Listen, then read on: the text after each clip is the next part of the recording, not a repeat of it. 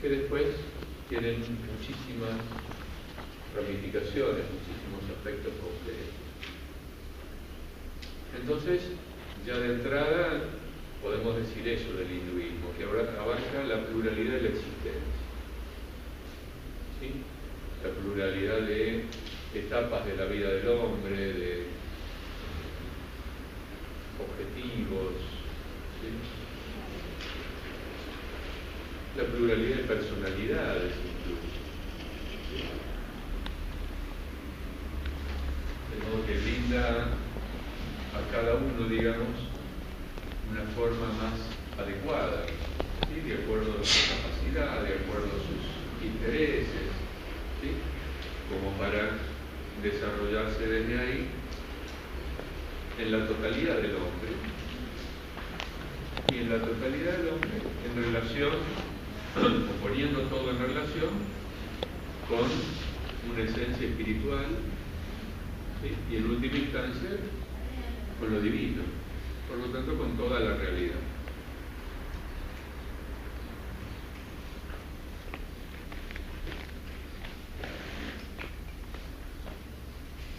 Creo que hablamos también de otra característica del hinduismo, que era el tema del respeto de la tradición, ¿sí? Entonces, el hinduismo se apoya en tradiciones y en textos que concretan esas tradiciones muy antiguas, ¿sí? Y siempre se va construyendo a partir de esa tradición, y nunca se deja nada de lado. Hay una continuidad más o menos clara, pero una continuidad en todo lo que es el hinduismo, en todo lo que es el pensamiento, la espiritualidad, la religión, ¿sí? De modo que nunca quedan de lado las grandes experiencias tan válidas de las primeras épocas, sino que siempre se retoman, ¿sí? Quizás se pongan en nuevos contextos, se agreguen nuevos caminos o se pongan énfasis en algún aspecto u otro de lo humano, pero nunca se desecha lo pasado, al revés, siempre se construye sobre la base de lo pasado y siempre se vuelve a las fuentes reveladas, a las fuentes tradicionales. Hay una gran cantidad de textos, tanto que son inabarcables, ¿no? Para una persona ni que hablar, ¿no? Entonces, así como hay un respeto de la tradición, también hay una gran apertura al cambio, porque las cosas se van actualizando, se van, de algún modo podríamos decir, personalizando. ¿Sí? Porque, ¿cuál es el objetivo de estos textos? Los textos van a transmitir experiencias, sobre todo los textos llamados revelados y los textos básicos de las tradiciones. Lo que hacen son transmitir experiencias, son como una compilación de experiencias de grandes sabios, grandes maestros, videntes, etcétera, etcétera, ¿sí? Que además buscan formas de que nosotros hagamos nuestra propia experiencia. Entonces, nacen de una experiencia, la transmiten en la medida de lo posible. Recuerden que cada experiencia, en última instancia, es imposible de transmitir, pero sí determinadas cosas, y sobre todo en forma poética, que es la forma que ellos han elegido, ¿sí? La forma simbólica, ¿sí? Entonces siempre, de algún modo, transmiten una experiencia y sobre todo guías para que nosotros podamos realizarla en nosotros mismos, ¿sí? De modo que siempre se genera una cadena entonces de maestros, discípulos, ¿sí? Y de experiencia en experiencia se transmiten los textos tradicionales por un lado y nuevos textos que se van construyendo, porque también se van abriendo nuevos caminos, nuevas líneas dentro de esos grandes caminos que la tradición propone. ¿Sí? ¿Me siguen con esto? Por eso hay tantos textos del Hatha Yoga, por ejemplo, ¿sí? Que van a ver unos cuantos, ¿sí? Si no, habría uno solo, ¿sí?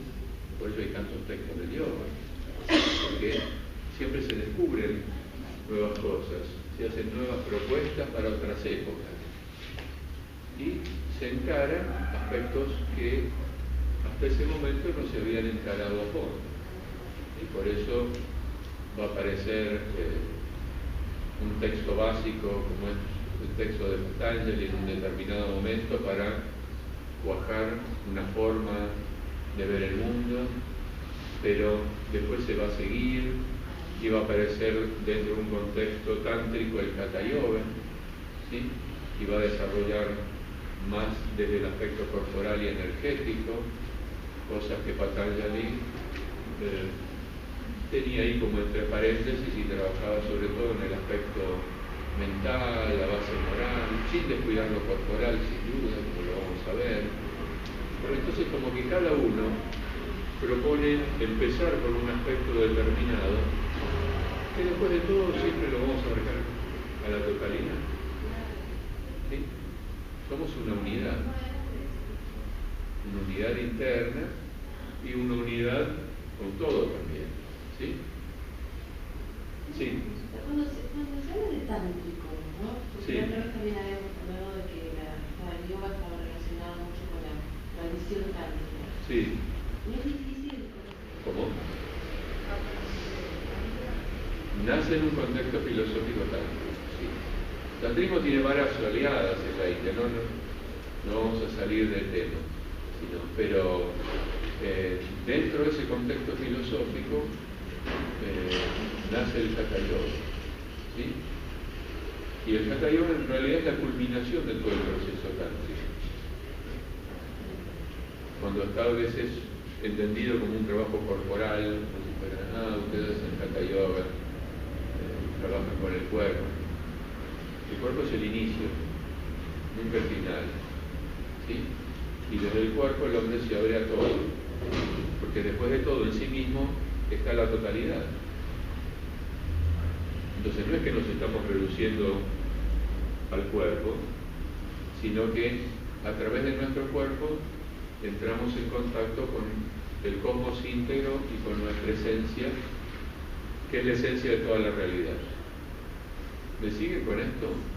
¿Está medio complejo? Bueno, el tantrismo es parte del hinduismo. Es algo que se incorpora tardíamente, digamos, y vamos a hablar de 3000 años antes de Cristo. Igualmente tiene sus raíces en esas épocas. Como todo en la India tiene distintas etapas, ¿sí? Las cosas van y vienen, se reelaboran, se le dan muchas vueltas, hasta que se encuentra una forma ideal de expresión, que después es suplantada por otra, porque es ideal para ese contexto, para ese momento, para esa situación.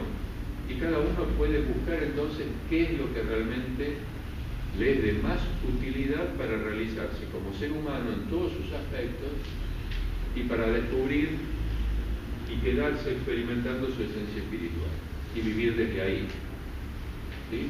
En última instancia. Y en última instancia liberarse totalmente, ¿sí? O sea, volver a reunirse con su propia fuerza. Ese es el objetivo último de la existencia hindú. Bien. Como les dije, seguimos dentro del hinduismo. Entonces ya estamos bien claros en cuál es el objetivo, ¿sí? A través de nuestro centro conectarnos con el cosmos y con la realidad íntima y con la esencia de todo. Qué difícil, ¿no? Traer esto a nuestro pensamiento y modo de vida occidental con compartimentos más estanques, ¿no? Y más.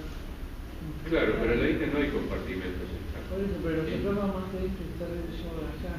Claro. Pero igual, hay que romper con determinadas cosas para poder abrirse a algo. Por eso vamos también a esto, ¿sí? Sí, claro, nosotros estamos acostumbrados a algo mental, ¿sí? La mente por un lado, el cuerpo por el otro, o si quieren, cuerpo está para llevar la mente de un lado a otro. ¿Sí? La acción me prepara para trabajar también mi aspecto emocional y mi aspecto mental, y lo meditativo tiene que ser preparado por otras líneas y otras prácticas para no dañarme, ¿sí? Pero el yoga de la acción es un yoga liberador, si no, no sería yoga. Todo lo que tenga nombre de yoga es un camino de reintegración y de liberación, si no, el nombre está bien puesto, ¿sí? Entonces, multiplicidad de caminos, multiplicidad de aspectos, ¿sí? Pero siempre abarcamos con eso nuestra totalidad y para conectarnos con la totalidad de la realidad. Entonces es un proceso de trabajo interior para una expansión inmensa. ¿Sí? Porque no trabajamos hacia nosotros para quedarnos dentro de nosotros, porque al llegar a nuestro centro quedamos proyectados a todo. ¿Sí?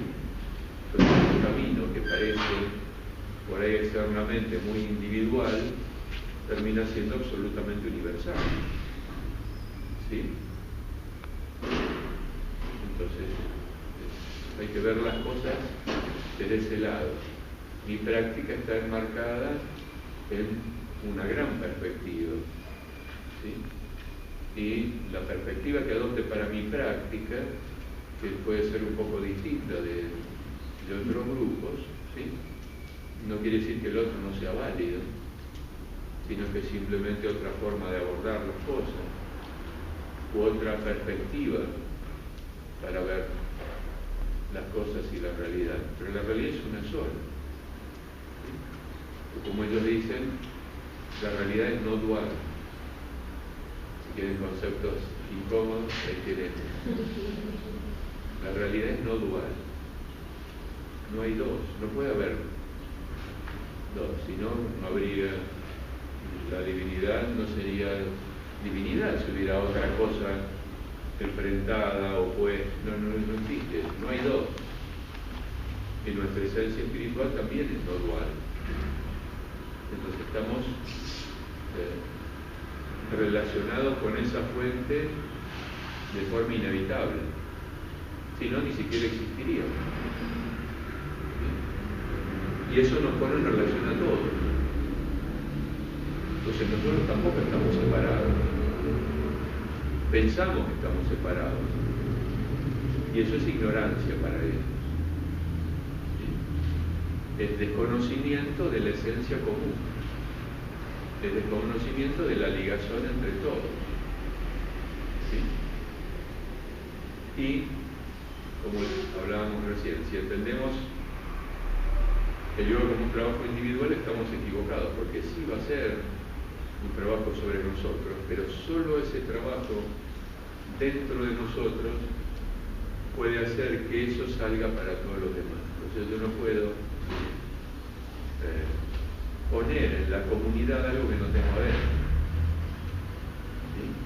Entonces cuando el hinduismo habla de dharma, de orden cósmico, de orden social, y un montón de conceptos de justicia, de equidad, de bondad. Claro, el hombre no puede colocar eso en la sociedad si no lo ha colocado dentro de sí mismo. ¿Sí? Entonces, todo el proceso del yoga en diferentes formas también va a ser eso. Trabajar sobre él para después tener una influencia constructiva, ¿sí? Porque uno se reconstruyó o se está reconstruyendo, ¿sí? Entonces si yo me reintegro, voy a poder colaborar con la integración de los demás, con la integración de la sociedad también, ¿sí? Por eso el hinduismo abarca todo, entonces, lo legal, lo social, ¿sí? Porque no hay nada que pueda quedar de lado, ¿sí? Cosa que yo deje de lado es algo que estoy, podríamos decir, reprimiendo. Y todo lo que reprimo, todo lo que alejo, ¿sí? En algún momento lo voy a tener que integrar en mi vida, ¿sí? No hay nada que pueda quedar fuera de este proceso. Yoga es también reintegración, ¿no? Todas esas dimensiones dispersas que tenemos y que nos tironean por ahí en un sentido y otro, todo eso tiene que estar reunido, ¿sí? Conjugado, ¿sí? Que viene de yoga también, la idea, ¿no? El yugo, conyugal, la idea de una unión muy íntima y profunda. Bueno, todas esas palabras tienen su raíz en la raíz de yoga, que es yuj, ¿sí? Que implica eso, ¿no? Sobre todo unir y también manejar, ¿sí? El yugo que se le colocaba antiguamente a los bueyes para arar o tirar de una carreta, todos en el mismo sentido. Bueno, buscamos lo mismo, que todas esas dimensiones, todas esas potencias que tenemos vayan en un sentido, y ese sentido es el del espíritu. O sea, toda la materia está en función del espíritu para la India. ¿Sí? No hay nada malo, ¿sí? Si no, ni siquiera existiría. Lo malo estaría en cómo uso las cosas. Si tomo la materia como fin en sí mismo, y bueno, quizá me convierto en una persona muy violenta, porque por querer tener algo, bueno, lo mato al otro y lo tengo. Ya está, ¿sí? Porque los valores están totalmente trastocados. Si el valor espiritual es el objetivo último de la existencia, es justamente para que todo lo demás se logre en colaboración entre todos. ¿Sí? Bien, entonces, por ahí van a ver algunos términos como Brahman, ¿sí? Brahman es la realidad última, la fuente de todo, ¿sí? Es el que yo les decía que se define como no dual, ¿sí? Pero también ustedes me dirán, ¿qué no dualidad si hay 33 millones de dioses en la India? Deidades deberíamos decir, ¿no? ¿Por qué esta pluralidad? Entonces hay un juego entre unidad y pluralidad. Con N final. B-N-A-H-M-A-M. Por ahí debe estar escrito. Sí, más o menos por la mitad de la primera parte. No, Brahman o Brahmin en realidad. Es después vamos a hablar de los grupos sacerdotales y qué puede significar eso para nosotros. ¿Eh? Entonces, tenemos como una unidad o una no dualidad, ¿sí? Y por otro lado una pluralidad inmensa, una multiplicidad enorme. Esa multiplicidad lo que hace es manifestar la unidad. Cada una muestra un aspecto diferente de algo que es infinito, ¿sí? Entonces, alguna de esos aspectos me va a llamar más la atención, va a estar más acorde con mis expectativas, con mi personalidad, con mis gustos incluso, ¿sí? Con lo que he recibido de mis ancestros y estamos dentro de la tradición, ¿sí? Entonces hay una multiplicidad de formas de acercarse, ¿no? De algún modo, si quieren, como hay una tan grande cantidad de santos, por ejemplo, dentro del catolicismo, porque cada uno manifiesta un carisma o un aspecto especial, ¿no? Unos serán activos, metidos en el mundo, atenderán hacia los leprosos, otros harán meditación en un claustro en medio de la montaña, y esa será su forma, su aporte, porque en esa soledad no está aislado. Una cosa es soledad, otra cosa es aislamiento. ¿Sí? Nosotros vivimos en medio del mundo más aislado de lo que pensamos, en realidad. ¿Sí? Que si tuviéramos tiempos de soledad verdadera, nos daríamos cuenta de otras cosas. Bueno, esas personas, con sus características especiales, contadas con los dedos, en toda tradición religiosa, ¿sí? O en toda tradición de sabiduría, el budismo, lo que quieran, ¿sí? El Zen, que es tan famoso, ¿cuántos realmente en el budismo practican la meditación Zen? ¿Sí? La mínima cantidad. ¿Cuántos dentro del catolicismo son monjes contemplativos? ¿Sí?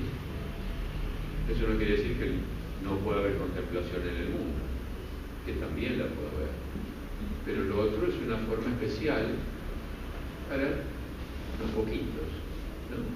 Que la mayoría de nosotros, si nos pusieran ahí, nos volveríamos locos en 15 días, ¿no? Y me quedo corto todavía, ¿no? Es como que cada uno tiene posibilidades que tiene que ir descubriendo también, ¿sí? Y trabajando sobre eso para modificar un poco, en la medida de lo posible, nuestras limitaciones también. Muchas veces se pone énfasis en eso, ¿no? Tal limitación o tal otra. Se pone más énfasis en la enfermedad que en la salud, en el fondo, ¿sí? Y el yoga se ocupa del hombre enfermo pero sano también, ¿sí? Y busca mantenerlo de esa manera. Y estamos hablando de salud de forma integral, ¿no? No solo del cuerpo, sino también de lo emocional y de lo mental, de la inteligencia emocional que está tan de moda, ¿sí? Es muy budista, muy indio, muy yógico, ¿sí? Ese concepto. Entonces, bueno, todos esa multiplicidad, ese caos aparente, ¿sí? Es un orden, ¿sí? En la India siempre hay orden. Dharma significa orden, ¿sí? Por acá les pongo que el hinduismo en realidad se llama a sí mismo Sanatana Dharma, ¿sí? Tradición eterna, ¿sí? Es un orden eterno, o algo que nos lleva al orden recibido desde la eternidad, desde siempre, y que nos vuelve a la experiencia de eternidad, ¿no? Pero bueno, también habíamos hablado, por acá van a tener la mención de una serie de textos que van a volver una y otra vez, Alicia se los va a mencionar también sistemáticamente, ¿sí? Como les decía, toda esa serie de textos genera una corriente que llega hasta nosotros, ¿sí? Y que tenemos que aprovechar, ¿sí? Que tenemos de algún modo que traer a estas circunstancias, ¿sí? Por ahí aparece un poquito el tema del tantrismo en la segunda hoja, ¿no? Y